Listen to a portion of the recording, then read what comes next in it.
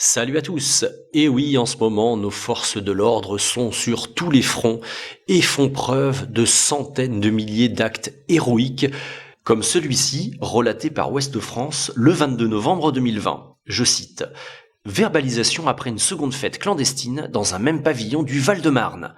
Selon une source proche du dossier, quand la police est intervenue, une quinzaine de personnes étaient présentes au sein de la propriété. Verbalisées pour non-respect du confinement, elles ont dit être venues pour un anniversaire, a précisé la même source.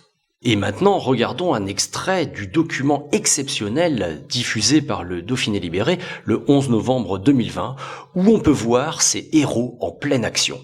Renseigner les gens et puis d'aller au contact et puis de voir effectivement si les mesures de confinement sont respectées avec les attestations et puis dans le cadre légal.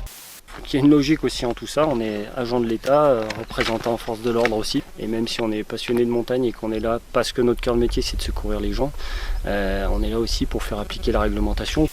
Vous habitez où? À Grenoble, c'est ma journée d'anniversaire, on est venu faire une balade. D'accord, Voilà. Bon anniversaire. Merci. Déjà.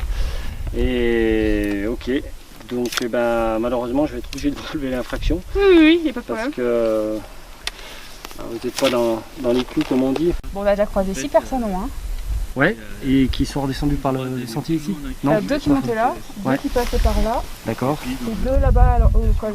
Et oui, on peut les applaudir, voilà à quelles tâches très importantes sont occupées en ce moment nos forces de l'ordre.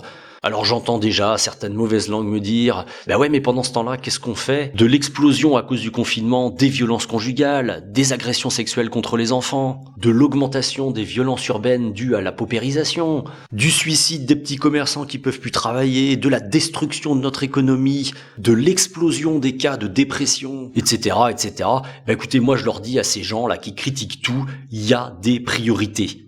Pour finir, n'oubliez pas de liker, commenter, partager cette vidéo, de vous abonner à ma chaîne, de me soutenir financièrement sur mon compte Tipeee ou sur mon compte Paypal, je vous ai mis les liens dans la description, et sur ce, je vous souhaite une bonne journée.